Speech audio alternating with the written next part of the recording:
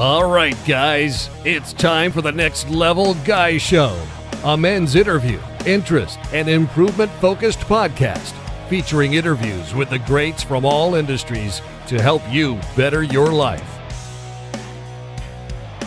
Each week, a new episode features an interview with one of the greats, covering all aspects of their story, from life hacks to tips and protocols that have allowed them to live life on the next level. We then highlight concrete action steps that you can use to improve your life. And now, your host, Ian Dawson Mackay.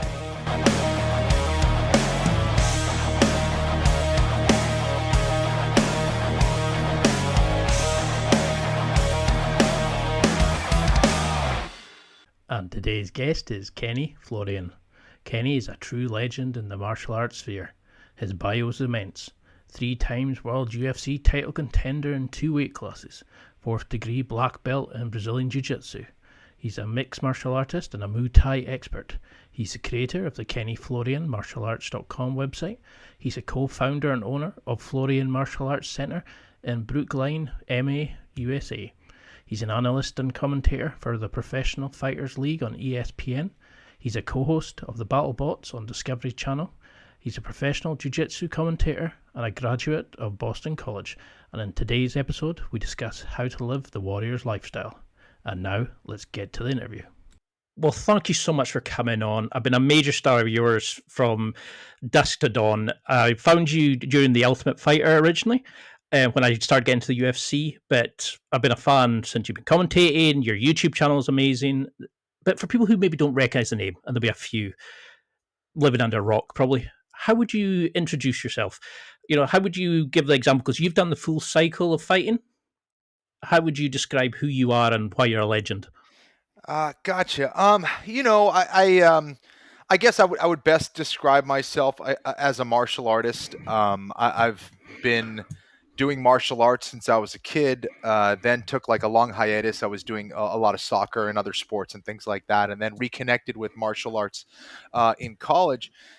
And I guess that's the thing that I guess I most associate myself with. I kind of am into a lot of different things, I guess. So, I do commentary, of course. So I do, play-by-play, or not play-by-play, but color commentary. I did it both for the UFC, and now I do it for the PFL, the Professional Fighters League. I also do commentary for a show called BattleBots, which is similar to Robot Wars over in the UK. BattleBots is a show on Discovery Channel. So I do. I'm a martial artist. I do TV stuff. I fought in the UFC for around 7 years. I competed for 3 different world championships in 2 different weight classes. I fought in 4 different weight classes in the UFC. And I'm just trying to continue to grow and be the best student and the best teacher that I can be, within the martial arts realm. So always trying to learn, always trying to get better. And that's, I guess, pretty much it. I love it that you're still trying to grow after being in the biggest organization in the world, commenting here. I mean, you even did AI BattleBots. You're doing martial arts with artificial intelligence. You can't go further than that. But can you tell me a little bit about your upbringing? Because your dad's Peruvian and he was a surgeon. Do you think his kind of controlled and analytical mindset really helped you in the cross training you did as a kid? Because you did judo and kung fu and all these sort of things. Do you think that made you such a great competitor? That cerebral outlook? I think that I didn't see him a whole lot because he was working so much, but I think that the main thing that I got from him was work ethic and belief in yourself. That those are the 2 things that he used to talk about a lot. My dad worked very hard at his job. He was always away from home pretty much. He was up early and back home late. He was a very busy guy. So he was a chest surgeon. So he did everything from the lungs to the heart to everything in there. So, that takes obviously a tremendous amount of work ethic and hard work, especially as someone who came from Peru. to break into the United States and establish himself as a top surgeon, was a very difficult thing, Mhm. especially back then in the 60s and 70s. So, and he said, I remember he told me a story about how he was trying to get into a residency program initially from Peru. And they told him that they had already picked who they were going to have as residents. And he went to the United States anyway to have an interview. And they're like, well, you can if you Oh. want, if you want to come by, that's fine. But we already picked the people that we have. And he was very persistent, and he went there and he proved himself, and they took him on as another resident. So I remember him just, talking about being an optimist, believing yourself, and having the work ethic to back it up. And eventually said people are gonna, take notice, and you'll be successful. But it's never an easy journey, and you got to fight for what you want. And those are kind of the main takeaways that I got from my dad. I love it. I mean, it's because you said initially you got into martial arts because you felt a warrior's calling, like the lifestyle. Yeah. Do you think that's part of it? Is that you were seeing that from your parents? That kind of, we're going to fight, we're going to compete for whatever. You were not giving up, or, you said, I think it was on Chewie's podcast, you said that when Dana originally asked you to come on The Ultimate Fighter, you were like, nah, I'm just doing this for fun. And Yeah. then you wanted to do it. Yeah. I mean, I love that. Like, nah, this is just for me. I'm turning Yeah. down millions and all. But what changed there? What did you think? You said, I think it was, you wanted to challenge yourself. Was it just about Yeah. you and your own self? Yeah, it was a couple things. It's hard for me to really pinpoint where it comes from, but I felt like it came from somewhere pretty deep inside. I think that as a kid, I actually suffered from a lot of anxiety and a lot of fear. And I, anytime I did martial arts as a kid, I felt like there was a certain connection there that was kind of spiritual, like, and I felt like nothing else existed in the world. And I felt a certain amount of that when I was playing soccer. But with martial arts specifically, I felt like I was doing something that was extremely important. And again, it could have been the influence of watching a lot of martial arts movies as a kid, and having a bunch of brothers around, and having to know how to defend yourself and talking about fighting and Yep. things. But I felt that calling, and getting in a fight, getting in a physical altercation, scared the shit out of me, to be candid. And ultimately, I knew that there was a method to how to fight, and I wanted to learn that to feel more secure with myself. So it was a very personal journey for me.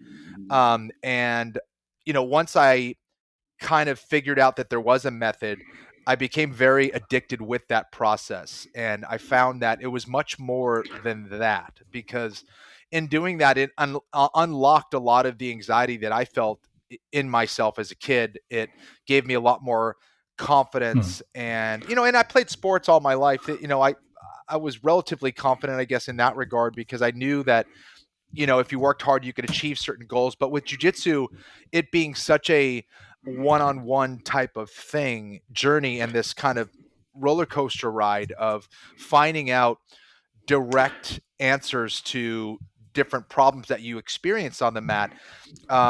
It was both physical, it was mental, it was spiritual, it was everything together, and it was fascinating to me. And I felt like it's helped me become, I guess, a better person, a more real person, and it's helped me to become a stronger person. So I there's not many things that I encounter in my life that I can't relate back to my lessons on the mat. And it's a very humble lifestyle, but it's a very important one that has helped me tremendously in all facets of my life. Because you think about the number of people who you've inspired to take up training, who love to listen to your play-by-plays, and like, there's nothing, I could hardly find a bad word about you written anywhere. And I love that approach. It's like you got into it because you were like me. You've got anxiety, you deal with it, and I struggle with that. And just now, I'm a blue belt in Brazilian Jiu-Jitsu, and I still think, what the hell am I doing here? Like, when you're getting pummeled into a corner and stuff. Yes. Because you named one of your gyms. I'm going to sorry, I'm going to make an awful pronunciation. Marquez? Oh, Meraki. Yeah, I used to be a part of Meraki. I'm not anymore, but yes. Yeah. Yep. Mhm. And you were saying that was like a piece of yourself was into the sport. It was you left a piece of yourself into the work. You seem to have that kind of life philosophy. Do you think you're always putting a piece of yourself into whatever you're doing, like your commentary, your play-by-play, etc.? I think for the things that you care about, I think you need to. And in that place, you make yourself a little bit more vulnerable. But I've found that I learn best when I fall on my face. The answers become more apparent, and um, you know, I think a lot of times we run away from failure. We are so scared of failure, and actually, in running away from failure, we actually run away further from success as well. And we live in this kind of medium zone where we become very average because that's the safe place to be. And I think that's a very dangerous thing in a lot of ways, because how can we elevate um, our lives? How can we elevate our communities? How can we elevate the world if everyone is just trying to be average? And I think there's a lot of lessons to be learned from exceptional individuals. I try to learn as much as I can from exceptional individuals and see where I need to fill in those gaps and what can I do to achieve some of what they achieved, or how to get there. And it's extremely important to surround yourselves around positive people and people that are doing good and important things at a high level, because there's so many lessons to be learned. So I guess what I'm getting at is we also don't do this alone, and we also need to understand that nothing great gets achieved by doing easy things. It is the practice and execution of hard things that allows us to grow and get better. And in that process, falling down and failing is inevitable. But what those things are doing, and they're pointing us in the right direction. It's like, okay, well, you made a mistake. Why did that mistake happen? Was that you? Was that them? And you start to unwind that process and start to figure things out, and hopefully become better because of it. Because that's what I love about like your YouTube videos, your social media. Everything's so very analytical and it's very thought provoking, and you always come out as a better martial artist just by reading something you've written or watch something. I'm like, this guy gets it. It's deep. He truly understands it. But martial arts are scary. There's like 90,000 things to learn for sweeps, throws, takedowns. Yeah. Do you go from the Kit Dale, learn the concepts? Do you do the Gordon Ryan, like, I don't know, what, like the super techniques he does? Or do you follow the Roger Gracie approach and go, basics is best, I'll become an expert in the basics? How do you learn jiu-jitsu? What would you recommend somebody, their approach to learning? Yeah, it's an interesting question because I'm not sure I have the answer necessarily, to be honest. I think that I've seen a lot of people take those three approaches and more and become very successful practitioners. So I think it comes down to how the individual learns best. For me, it ends up being more conceptual understanding, understanding the big things first. I think when you understand the big things first, you can still be very successful and then dial in the little things. But I think about, I was actually having a discussion with someone who is a high level weapons expert.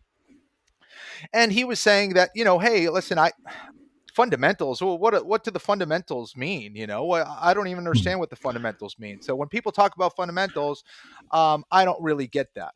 Well, I disagree. I think so. The fundamentals are, for me, those concepts that are so important that the execution of that move wouldn't work without them. Right? It's like everyone gets tied into little specific grips and this and that. But the reality is if the move can be done with this grip, this grip, this grip, this grip, is it the grip, or is it there's something else in mind? So I always think about, what are the big things? What are the main things that I need to be aware of? Let's tackle that first. Let's worry about that, and then let's get into the nitty gritty, because there is a core to the move. There's always a core to the move that must be executed in a very specific way, or these concepts or principles must be satisfied before the move can actually work. Right? It's like, it doesn't matter if I have that core of that move and it's totally incorrect. It doesn't matter how I grip you or what kind of execution I have. It's like if the sprockets aren't touching together, then it doesn't matter. Then nothing's going to move. So it doesn't matter about the stuff on the outside, on the periphery. So I think finding what those core concepts are first and getting the handle on that, I think makes things a lot easier. And for me, it also becomes way easier for me to understand. I mean, imagine memorizing thousands of techniques. Like I have a pretty decent memory, but to memorize thousands and thousands and thousands of techniques, that's very difficult for anybody. Or I can get a concept that applies to thousands of techniques. I think it's way easier to understand a concept, right, that applies to many different things than it is to memorize all these techniques. Now, that said, there are a lot of individuals that learn extremely well with a bunch of techniques. Guys have great memories. Guys have great athletic abilities where, they do it once and their body just completely knows what they need to do.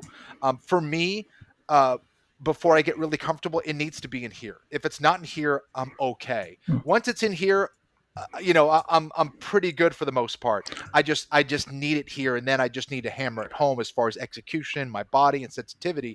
But for whatever reason, I need to understand what I need to do here before I could do anything with my body. Because I used to do that. I would say, put it on me, because I needed to feel where the pressure was or how it was applied, or where was the point you go, yeah, I fucked up. I'm in trouble now, Yes. Is that do you think that's how you learned spaced repetition, kind of like needing to feel the pressure points? Is that the way that you would typically approach something of training in the gym? Or, do you focus strengths and weaknesses? How would you break it down? Yeah, absolutely. I think, understanding understanding happens a lot with our feel, right? It's like, okay, well, feel what? Feel, whether you're sad or mad or angry. No, feel, where are they controlling your body? What are they doing with their legs? What are they doing with their arms? What are they doing with their overall position? How are they angled? What is their connection to the floor? Now, let's reverse it. What are you doing with all those things? What is your connection to the floor? How is your stability? Are you set up to go in this direction? Are you set up to go in that direction? How are you placing your weight? Where is your weight? Why is your weight there? What space is available? How do I occupy that space? So it's all those things take a certain amount of feel, and not only visually you need to understand like what's happening, but if you just close your eyes and you feel the position, you feel where they're controlling you, you then can kind of untie those knots, if that makes sense. So I think feel is one of the best indicators, and is typically never lying to you. So we just need to understand, like, that's kind of the truth of the position, is what the feel is. Now you got to untie, exactly what that means and where you need to go. But that's the beginning of that understanding. But I think a lot of it really comes down to feel. No, it's a great answer, because when I first started, I was thinking, why can't I sweep this guy? I'm doing the exact same scissor sweep everybody else, and it's like, oh, you've got to pull them forward. Oh, you've got to feel their weight coming to, and I was like, yeah, and it blew my mind. I was doing the movement, not a clue what I was doing. I was all over the shop, and I mean, I think you kind of have well known for making these amazing game plans and really sort of feeling out people, and you look to control their pace and their aggression and things like that. How do you build that feel? How do you get so good at it? Because you were knocking people out, you were passing guards like it was nothing. How do you get that intuition even? Yeah, that's a good question. I certainly wasn't perfect by any means. I made a lot of mistakes, both tactically, strategically. Those things are important, though. For the most part, I tried to figure out ways to defeat people, and I was relatively successful. But for my game, but I think you need to understand two things. I guess to make it simple, you need to understand yourself, and you need to understand your opponent. What are your strengths and weaknesses, and what are their strengths and weaknesses? And there can't be any lies there, right? There can be no lies detected. You have to be extremely honest with yourself. Um, if you're not, you're going to get exposed, right? And you might just get exposed anyway. But having a very real gauge on what your skills are, what your strengths and weaknesses are, allows you to formulate those game plans.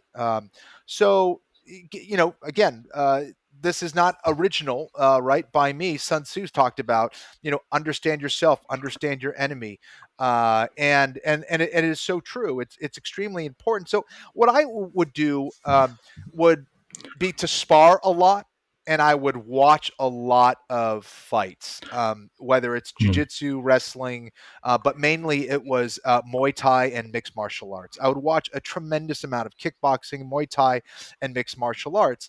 And that would give me kind of different ideas, different approaches, recognize patterns, see what's successful, see what's not successful, and even see people that were, winning fights, but also not being efficient. So I think at the core, in my approach, is efficiency. How can I be most efficient?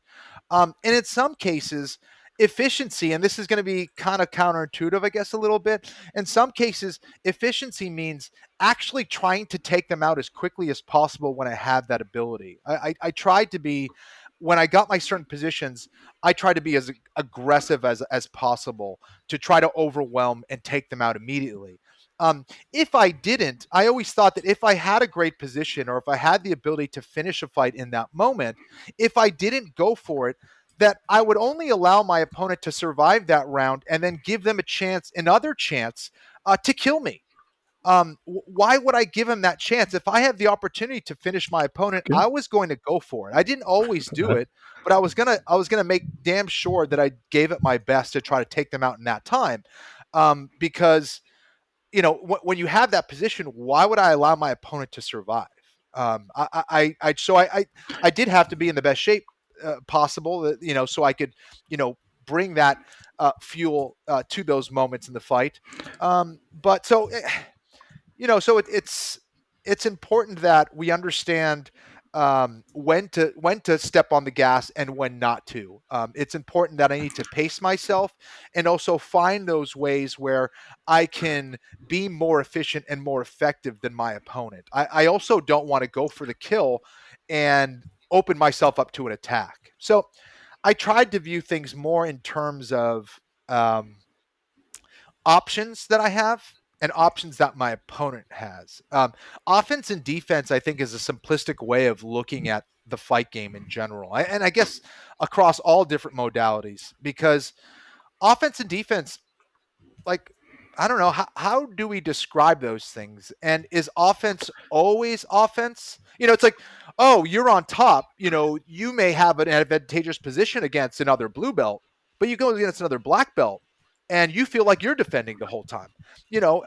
There's certain guys where you're in mount and you feel like you can't even do anything, like you're actually defending the position and they're actually escaping. So, every day. I don't like, you know what I mean? So I don't like thinking of it in terms of offense and defense. I like thinking of it in terms of options that you have and options that they have. How do I maximize my options and how do I minimize the options of my opponent? And if we could start from there and kind of take a first principles approach, then, hopefully we can come up with some good stuff.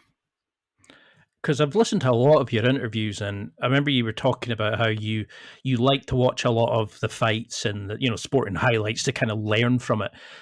What do you see the similarities in all these top competitors? The ones who kind of are like blowing away the masses, the guys who shouldn't be great fighters but just seem to be natural. Do you see something in the way they approach their training, their behaviors, just their general attitudes that makes them so good? Yeah, I think the common theme for most guys at the top is they are extremely mentally tough, right? They are physically very tough. They are very durable and strong mentally and physically. They're going to continue to press forward no matter what. So if that's the case, then like technically we need to find something that can defeat those guys, right? Because you need to be technically superior to those guys that are going to come forward. You just need to be outright better than them. And that's not easy in this day and age, right? Because guys are learning the game. They're learning from all previous fights. The training is getting better. Coaches are getting smarter. Training camps are getting better as far as how to approach that. And, I see that there's way more better fighters today, I think, than there were back when I was fighting. People are figuring it out. They're figuring out ways to get better and improve. So the elite, like the elite guys, I see it sometimes, but I still see a lack of evolution in some ways amongst the elite guys. Take Alexander Volkanovski, for example. How many champions do you see that continually get better? I don't see a lot. Like, doesn't mean they're not good fighters. They're great fighters, don't get me wrong. But someone like a Volkanovski who is continually adding to his game and getting better as a featherweight champion in the UFC is impressive. That's the way it should be, but it's extremely rare that a guy is continually adding layers and levels to his game. Offensively, defensively, it's impressive to watch. So that is what makes someone very rare, and unique, is that individual who can also hit and not get hit, who can go out there and be aggressive, be efficient and effective without taking a lot of damage. That to me is the sign of a master, someone who has a certain mastery over the martial arts, right? It's Anybody can go in there and fight and not give up and be tough and all that stuff. Maybe not anybody, but any tough guy can do that. But to be efficient, effective, and not take damage is another thing altogether. Like that person knows something and is executing something that other people just are not. And that I think is special. And that's what, I try to chase with my martial arts if I can. And I think that's ultimately kind of what nature is doing, right? It's like nature is trying to be as efficient and effective as possible. They're always making things, it's this intelligence that is built into nature in general is always looking for ways to be more efficient and more effective, for better or worse. It is plowing forward with an evolution that is trying to make things easier for it to either grow or get the heck out of the way. That thing is going to die. And if it's not able to evolve at a faster pace or a more efficient pace, it gets killed, period. So I find that, that's the same way with martial arts. I love the way you look at stuff. It's like I could listen to you chat for hours. Like, well, I have because I've been on your podcast. But I think it was Bruce Lee that said, like, martial arts need to see the world with fresh eyes always. They can't just, like you were saying, just rest on the laurels of that worked, I'll stay to there, and always going out and trying to change. And do you think that's like where the top guys are doing? They're kind of always going, how can I improve? How can I evolve? Ian, I think that's like one of the tricks of life, right? I think that so many times we take things for granted and we come in with these perspectives that are old, or this baggage that we have from our past that allows us, or that tells us to look at a thing in a very certain way. It's like if we've been jaded or cheated or fooled or tricked or beat up or all these, a lot of times we take that and put that baggage on our shoulders and we see the world with those lenses, right? The big goal, and Jiddu Krishnamurti, who I know was a big influence for Bruce Lee as well, great philosopher, used to say that it's so important to look at the world with fresh eyes. That's what allows us to think differently and be creative and not just see things in the same manner over and over and over again. I think that's the value of meditation as well. And it gives us a clean slate. It cleans the mind. It sends things to the recycling bin for us to look at things anew.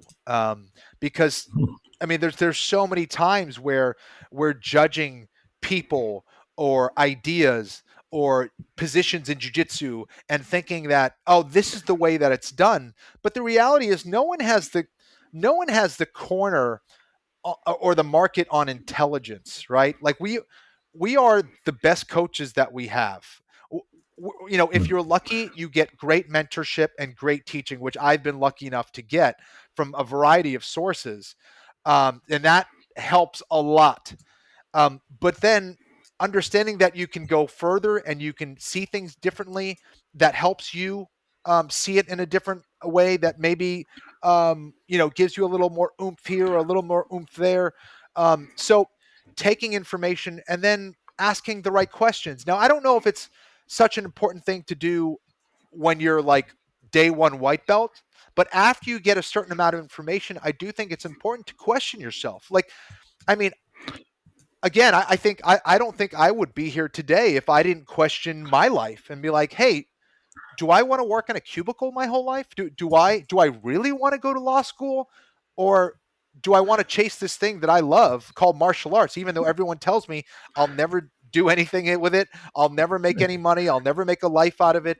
Like, you have to be able to separate yourself from everybody else and say, all right, is this what I want? If that's what I want, I'm going to do it. Now, how do I do it? And how do I get the best information? Now, how do I question myself and question your approach from sparring and training and fighting, and do it over and over and over again to try to find the best answer possible? And it's a lot of work, but this is truly living. It's like, see it with a fresh perspective all the time, and you're going to find, some nice gold nuggets here and there.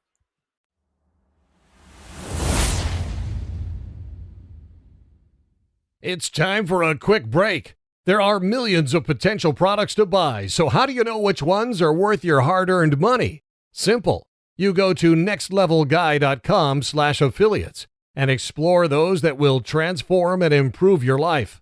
You'll find deals, listener exclusives, and special offers with some great companies. Recommendations are 100% honest and only on items Ian has tried or believes in. The companies showcased will make you a better man in all areas of your life. Simply go to nextlevelguy.com/affiliates and level up.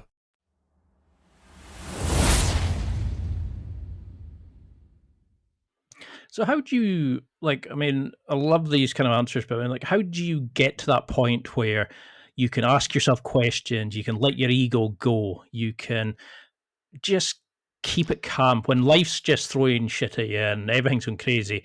How can you go in and learn and just approach it with fresh eyes, do you think? Because they say competing's a skill you have to learn yourself. Yes. And I suffered from anxiety, depression, things like that. And the thought of going and competing, you get the imposter syndrome. You start thinking, well, I'm terrible and everybody laughs. And, you talk yourself out of it. Do you think everybody needs to compete? Do you think everybody needs that kind of, to put yourself in that and learn fight or flight kind of method? Or I think that chaos always finds us no matter what. Life will throw things at us much more difficult than anything I think we will experience on the mat in some ways. There's no place for us to hide where we just think things are going to be easy. And I don't think we're meant to live as hermits and separate ourselves from the rest of the world, even though there's times where I want to do that. But I think that, in order to get strong, I need to experience difficult things. I need to move heavy things. I need to understand myself. And in doing so, I get better answers, and I understand that I'm more and more capable of doing harder things. And I think the earlier that you can start it in your life, the better. But you can learn this at any age. You can learn this at any time in your life. Of course, one of the more famous examples is, David Goggins, who, talked about how lazy he was throughout his whole adult life, and, how he was, in terrible shape. And one day, he said he was sick of it, and he would try to test himself in achieving different things, whether it was trying to get into be a Navy SEAL or trying to run 5 miles or whatever it was. He kept trying to tackle, you know, these different challenges. And in doing so, what you're really doing is defeating yourself. You're defeating that person in your mind that's telling you you can't do it. And for anyone who thinks that like you wake up one day and thinks like, I am Superman, I can do anything. No, like it takes time to understand that you are capable of some amazing things, but that journey is long and arduous. You have to, deal with the ups and downs and understand that you are strong enough, and many, many people before you and many, many people after you have dealt with those very same things. So whether it's, reading about those things, whether it's going out and doing those things, I honestly, I think it's a combination of all of those things, of learning from other people and understanding those journeys, those difficult journeys, and understanding that you can do those same things. You can absolutely do those same things. I don't think everyone is necessarily equal, right? Because it all comes down to your mindset, right? It's like everyone's like, oh well, we are all the same. Well, we're all the same if we're thinking the same, but a lot of us, very few actually think the same. We need to elevate up here and understand and believe in ourselves and get ready for that hard work. Otherwise, no, we're not going to be able to achieve what others have achieved. And it's like, how many Michael Jordans are there? How many great athletes like that are there? But doesn't mean you can't achieve great things. You just may not be in the right sport or in the right area of your specific strengths and weaknesses. So I think that it very much starts with the mind, and it continues with the mind. You have to continually understand that all of those efforts that you're making is forward progress, even if you're falling down or taking a couple steps back. You have to believe in yourself, believe in the process, and also like surround yourself with other people that are trying to do the same thing. And I think that's really important as well, because what you don't want to feel is feel alone in that process either. But it's the practice of hard things. It's the positive mindset, and it's daily work, doing it in a lot of different ways. And it's a process. It is a process. It's not a sprint. It's a marathon for sure. Damn, I wish I had listened to your podcast and that when I was starting out, because I started when I was 36, and all these guys were coming in 20 odd, with their 6-packs and doing handstand push-ups, and I'm like, I just come from powerlifting, could barely get my legs over my head. I was like, what the fuck? But I'm trying to remember the podcast you said it on, but you said you would deliberately pick out tough training partners that could beat you, and you would keep going until you could beat them, because you could say, I'm not running from them. I want to learn and grow. And how did they beat me? How did you get one over me until you were able to beat them? Then the next challenge. I love that approach. Do you think that's what made you such a good fighter? I definitely think it helped. And I would even try to play their games a lot too. I would even try to go into their strengths. And I still try to do that because training it's there for me to get better. It's not there for me to, hey, look how great I am. I am a good martial arts practitioner. I am trying to be as good as I possibly can be, but I'm not competing anymore. For me, I just want to get better, and I want to learn as much as I can. And if I can go into someone's realm and see what they're doing and, play their game, I know I'm going to become better for it. And I try not to see it in terms of them smashing me or me smashing them. I just try to do it in terms of how can I get better with this training partner that I have. So it's and even if you're going against someone who's not good, it's like, okay, well, here's my chance for me to work a weakness in my game and try to give this person the upper hand and force me to still get better, even though I'm supposedly better or more experienced than them. So there's a lot of different ways that you can set up your training to get better, even if you're going with guys that you're better than, if that makes sense. So yeah, it helped me a lot. And also, there's so many cool approaches and training methods and techniques that are out there. I want to see as much as possible and see what I can utilize and what I can learn from. I love that. I mean, I remember when you said about learning from chaos, you've got to chase the chaos. Do you think that's part of it? It's the constant evolution. It's like the top fighters. It's the, okay, I've never beaten this guy. Let's go. Let's try to find him out. Let's find how I can use his strengths against himself. And, do you think that's how you built up such a great mental resilience and you were able to stay cool in such difficult situations in your career? I think so, and I again, I would say that I did not start out that way. For my early fights, I think I did, just because it was local and I was comfortable in that environment. But I mean, my Ultimate Fighter finale, I found out the hard way that I was not mentally prepared or spiritually prepared for a mixed martial arts fight at a high level with everyone watching. I had a lot of mental work to do, and a lot of physical and technical work to do, and that all bubbled up on fight night, and I felt like I was just a deer in the headlights. And so I knew I had to work on that. I knew I couldn't run away from that, and I knew I needed to experience as much chaos and as much pressure as possible. And sometimes you think you are, until you realize there's more levels and there's more for you to see. Like, I remember for the BJ Penn fight, I only had my two main sparring partners was my Muay Thai coach and my brother Keith. Like, those were my main sparring partners. And then I had a couple guys that I brought out, Dean Thomas and Hatsu Hioki, who helped me. But I needed to be doing more. I mean, I didn't have the economic resources to necessarily do that as much. I would have liked to, but I certainly did after that fight. I invested so much into my training after that, where I was going to Montreal all the time. I was flying out training partners. I was paying for the best coaches possible.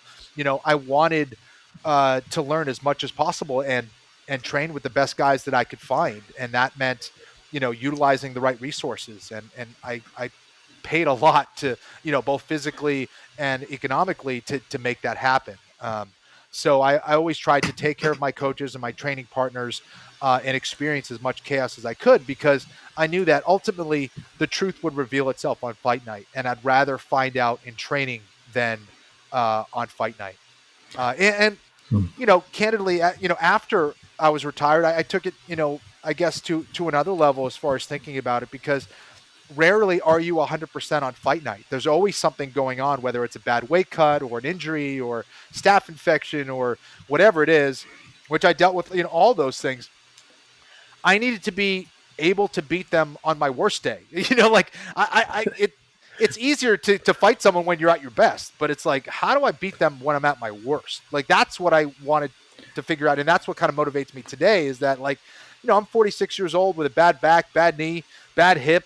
If I'm in a self-defense situation or someone's trying to hurt me or whatever, like, I can't be like, I'll meet you back here on Monday at 2 p.m.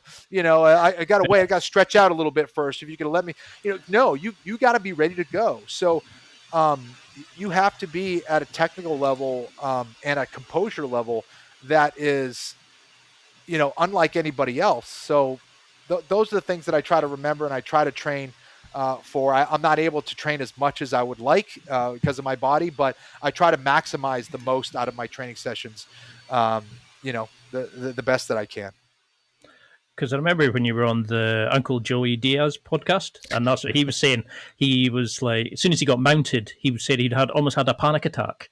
And that hit home, because I can remember like that, the kind of crushing pressure. You're like, what do you do away from like the training to, use like meditation, visualization, things like that, to become sort of like the cerebral assassin almost that you've become?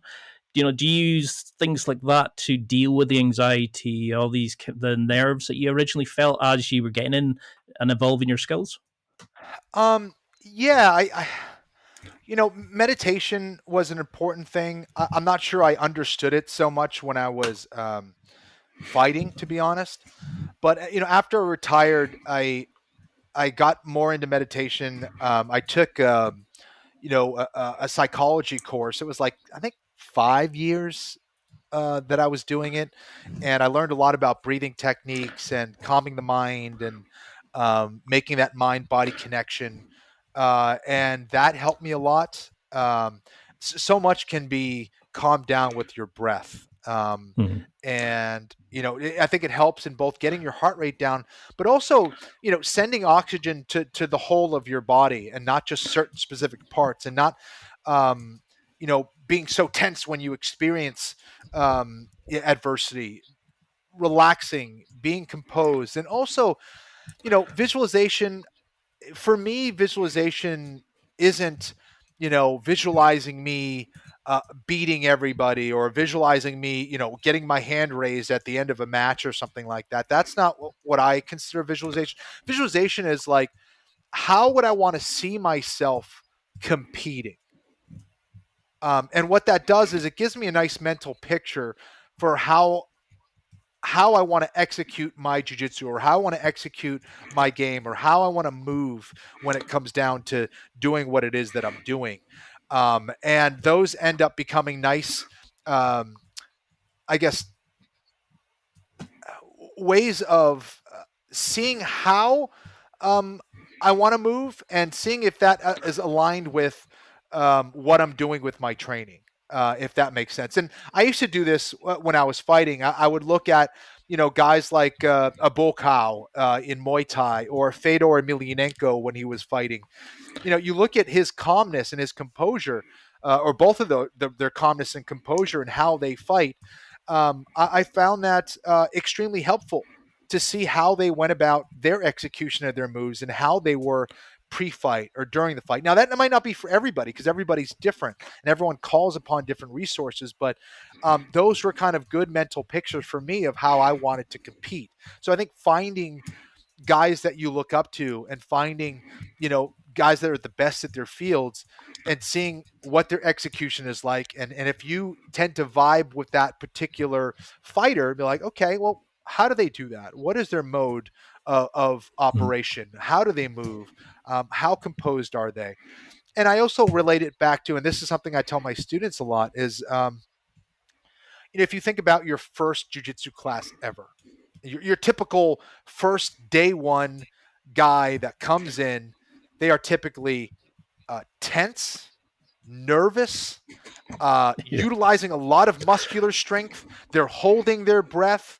They're spazzing around. They're not pacing themselves. They're exhausted in 30 seconds. All right. We're all like that. Well, many of us anyway, right? I always think, okay, if that's day one, then we should be running so far away from that person. That should be the goal, right? It's like, how do we become the opposite of that day one person? How do we become calm, the opposite of tense and spazzy? How do we become technical, the knowledgeable, the opposite of perhaps ignorant and not having any information? How do we become, so doing that, I think, helps give us, like, I think that's what I consider visualization, is like getting that mental picture of how I want to operate as a martial artist. Like it's, I can't remember who said it. It was like, if you could beat yourself from yesterday or the last training session, you're winning. And I used to always think, like, could I beat myself? And it's like, yeah, I would have just tipped his legs over. But I think that's a great way of looking at it, because that's at the end of the day what we're doing really, is we are trying to beat ourselves. Yeah. And do you think that's what you used to do during your warm-ups? Like, were you kind of visualizing how you wanted to compete, using your breath to kind of control yourself, to get the noise of the event out your head before you went out and competed? Definitely. Breathing was a big part of that. Reminding myself of how I wanted to see the execution of my moves, how I wanted to move. Seeing if I wanted to be fluid and open, then I had to see myself being fluid and open in that moment. If I wanted to respond in a certain way, I needed to visualize myself in some difficult spots, and trust myself that I was able to do it. And the other thing is, just visualization is not enough. I hate to tell you guys, but it's not enough. You have to actually do it. I didn't just, see myself, being calm or seeing myself executing certain moves, and then all of a sudden I was just doing everything perfectly. It did not work that way, unfortunately. You have to compete, and you have to experience what it's like to be on a big fight night. You have to experience what it's like to have a camera in your face right before you're supposed to go out there. You have to experience what it's like to have, all those interviews before your fight, and people asking you annoying questions, and people dealing with, everyone trying to touch you and get a hold of you, and everyone trying to talk to you and distract you from what you're supposed to do. You have to learn how to set boundaries for yourself and get yourself in that mental space. You have to understand how to get your body and your mind prepared for, the biggest competition of your life. So, whatever it takes to get you present and aware in the moment, that's what you should be doing. And that's not just a direct process. That takes experience.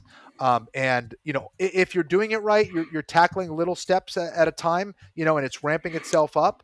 But sometimes it's not. Sometimes you tweak it a little bit too much, and you raise it too much, and you're like, that was too much, or that was too low, or that was, finding how to adjust that volume can be a difficult thing. And that comes with time. It comes with experience. So I would recommend anyone just, if you want to be a professional competitor, then, hey, guess what? It's going to take a lot of competitions, and that's extremely important. But what happens when you do make a mistake? You get knocked out, you have a shitty training session, like when I first started, I wanted to go home and cry sometimes because how bad I felt compared to everybody else. And I wasn't looking at it as a UVU kind of situation. I was looking at it as I'm not as good as them, where it was stupid. But yes. Do you think that's a thing that we need to learn? It's to stop caring about that, to like, how do we recalibrate after a mistake? How do we, that's a learning experience. That's not a blight on my masculinity. That's something I can learn from, especially when you get older. You start going, don't be silly, but it eats at you. How do you deal with that?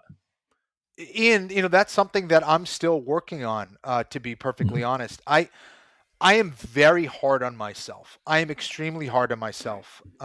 And it is the thing that has pushed me to become better, but it is also a thing that has prevented me from getting better and being stronger mentally. We are human. We make mistakes. That is something that will always be the case, unfortunately. Even when we're training all the time and where you have a ton of experience, we're gonna make mistakes.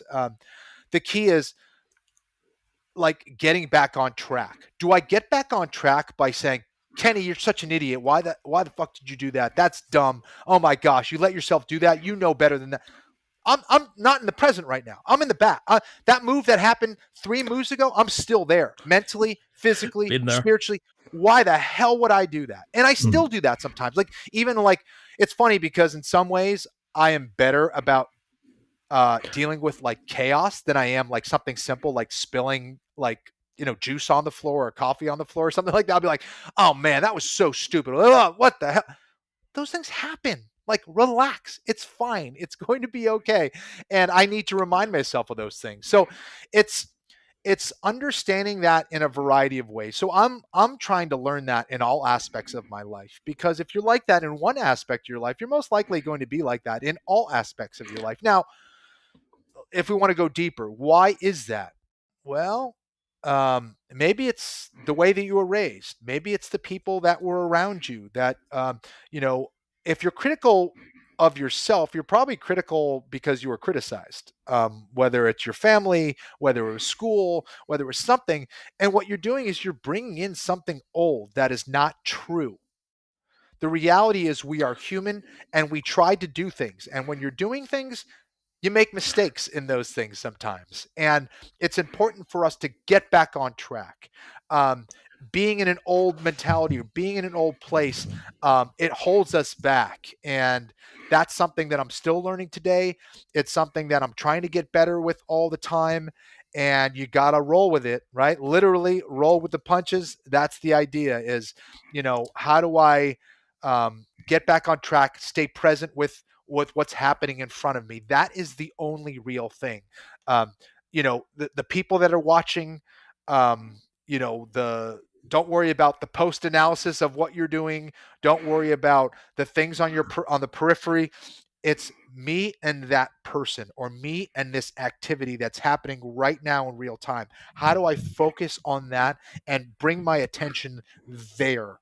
And that's the only thing that matters. Because it doesn't mean that you're going to be perfect at that thing. What it means is you're bringing all of yourself. So you're bringing hopefully 100% of yourself, 100% of your attention, 100% of your capabilities, and 100% or as much as awareness as you can to the craft. Because when you do make your mistake, you're going to remember it.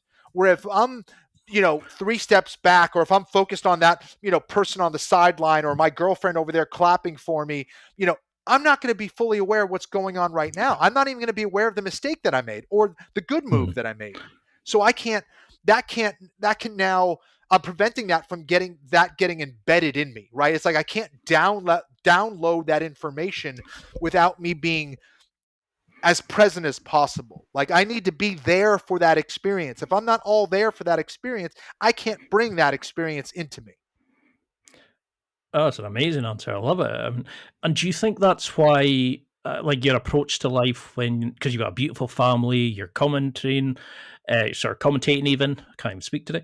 You're doing all these amazing things, but you're giving your all at that moment. Do you think that's why you've been so successful in each of these areas? I try. Awareness is an interesting thing. I am not always 100% aware. I am not immune to mistakes. I have blind spots, and sometimes I don't see things. I make mistakes. Sometimes I forget about certain things. So I try to bring the most of me to my activities. Yes. And that's when I find that I am most effective and at my best. Now, what I don't want to do is go, okay, Kenny, it's time to bring your best, or I am going to be amazing at this.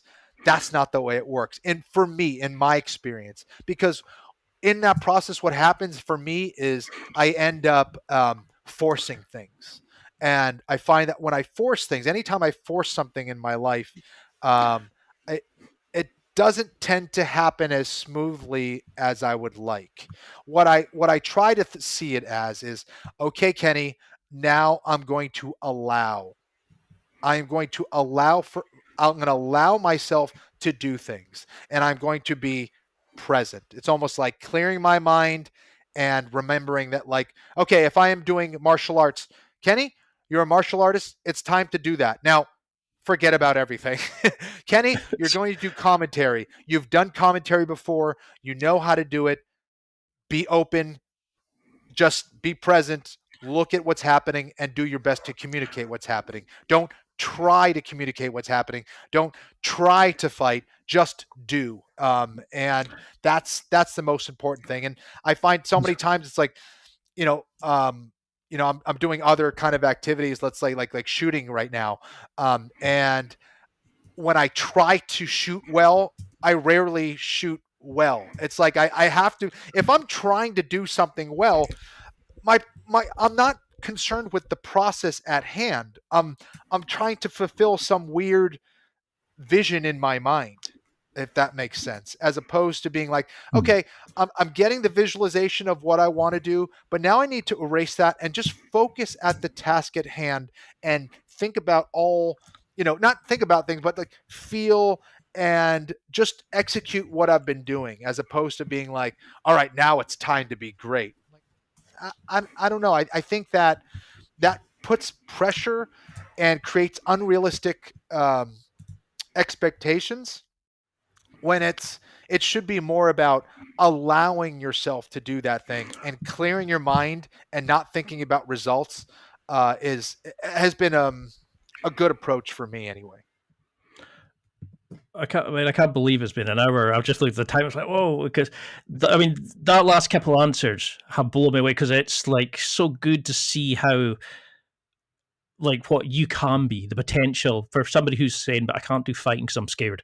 I'm not, I'm not somebody that can do that sort of thing. And it changed. Martial arts have changed my life, but I am slowly growing. And now to see these amazing things, and even now, all the amazing things you've done, you're still just going, "Yeah, I'm learning every day," and I love that mindset.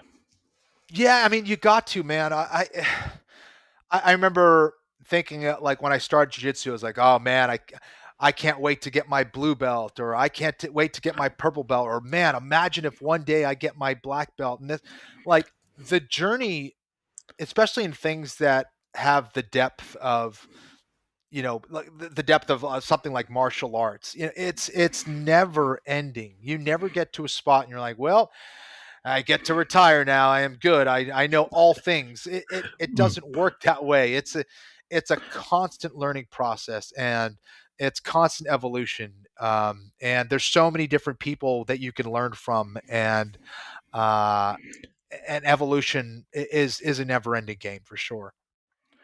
I think we've got to get another couple in, recorded because I think we're just touching the surface on this. But I know we're tight for time. But for people listening, what would you want them to take from this? What would you want them as a sort of if they wanted to Florian their jiu-jitsu or Yeah. Florini, as I think Thingy called you, what would you advice would you give them, especially if it was like a podgy Highland guy who's interviewing you, like who's an older athlete wanting to become a better jiu-jitsu person, but to live the warrior lifestyle? What would you want them to take from this? Um, I think that we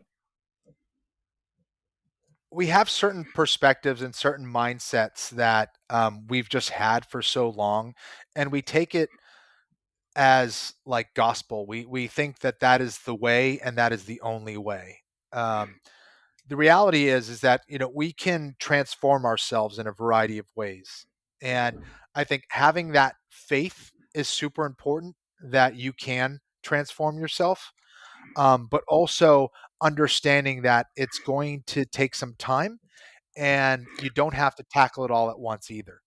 Um, Hmm. you know, get those little wins, get those little battles, struggle, adjust, understand, repeat, do it over and over again, and find that strength within yourself. And what you're going to realize over time is that you're a lot stronger than you thought you were. Um, and I guess that in that process, you end up having to become a little bit more honest with yourself. I think we live in a day and age where we do have a lot of mental health issues, and that happens for a variety of reasons. It could happen because of the way that we were raised, the environment we were raised in. It can happen, because we have false perceptions of the world and ourselves.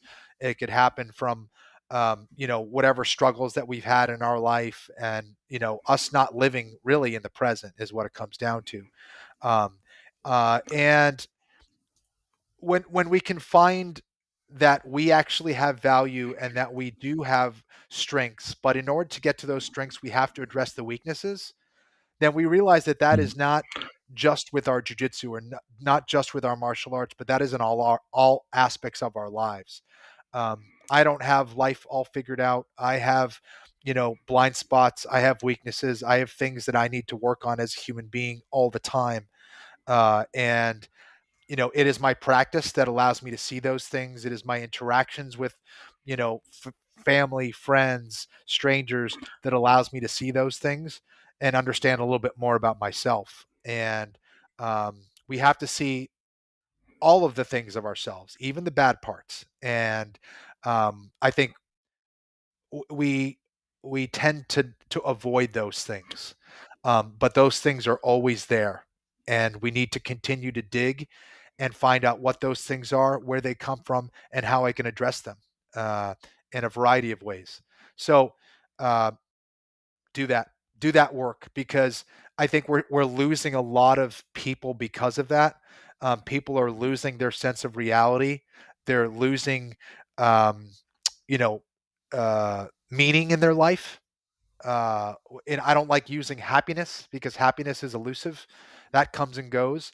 But Hmm. not having meaning, I think, is way more dangerous. So find what you love, chase it, and don't be afraid of chaos and adversity. Those are the things that are going to make you.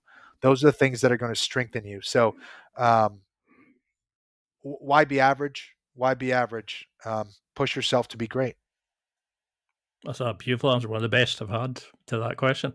And until we can get around to, and how can people keep in touch? How can we subscribe to your amazing YouTube channel? How can we find, how can we train with you? Have you got any more instructionals coming out? How can we keep in touch with the amazing journey that you're going on?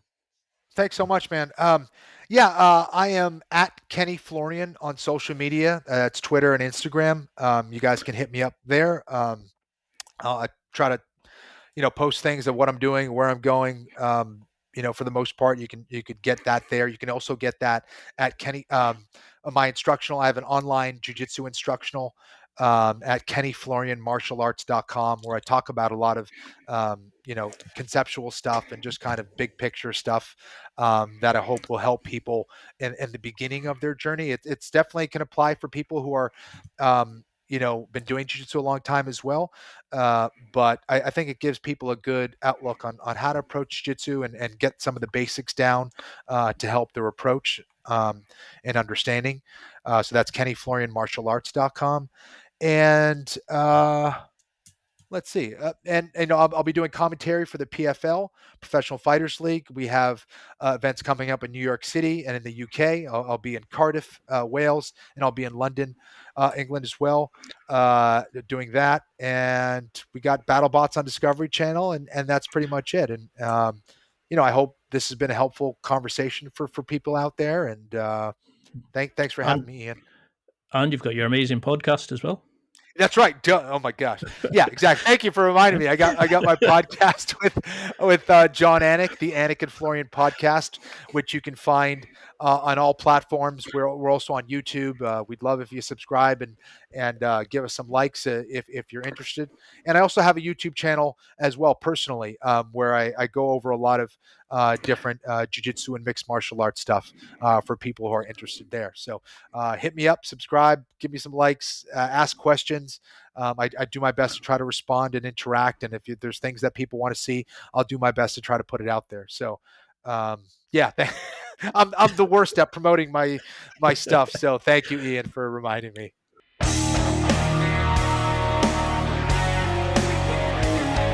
Well, that's it for another week. And thank you for listening. It's now time to take what you've learned and use it to develop and enhance your life with the key points mentioned. Listen, try it, embrace it, use it, and crush it. Now's your time to hit that next level in your life. If you liked this episode, then please leave a comment on the show notes or a review of the show on your podcast platform. Everything helps evolve the show. Until next week, keep seeking the next level in your life.